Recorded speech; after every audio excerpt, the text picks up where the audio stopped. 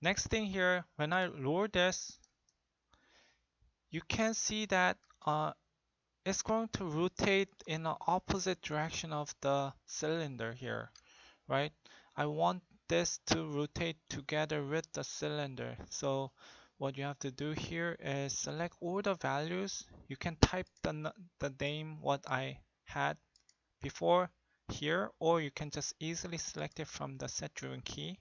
Select all of them and go to animation window, animation editor, graph editor, and hit F on your keyboard, and you're going to see all the keys that you have created.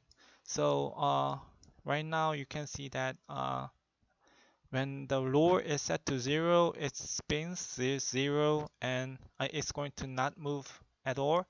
And when the lower is 360, it's going to create one cycle of it's going to move and go all around the circle. Okay, so instead of setting this to 360, what we can do easily is we can set this as a negative number, negative 360. So it's going to be shown something like this.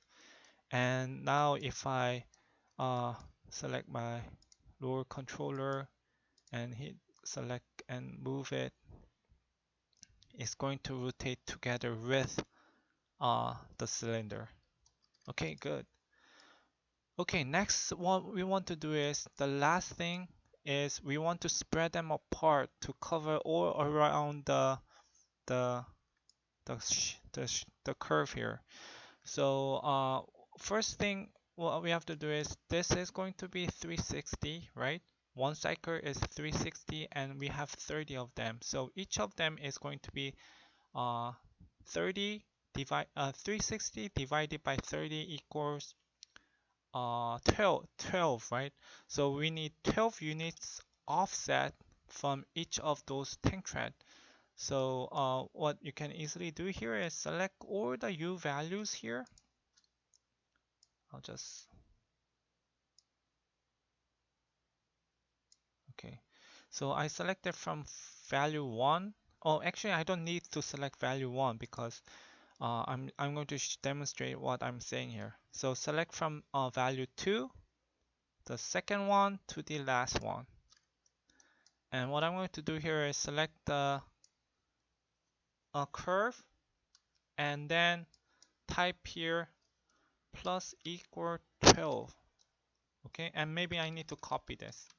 Copy it and hit enter. As soon as I do that, you can see that all the geometry here except the first one, it's shifting forward 12 units forward. Okay, and next we have to do the same thing, repeat the same thing, and leave even the value 2 here. So start value from value 3 to 30, and even select all the curves here, and then type plus equal, or you can just Control V if you copied the number and hit enter. You can see that here 3 shapes are showing up here. Okay, you have to just repeat this process all over one by one. Select it, Control V, and hit enter. And once you do that to the end, you're going to see that all those tank tread is going to be covered here onto this shape. And I'll come back after. I'll pause the video and come back.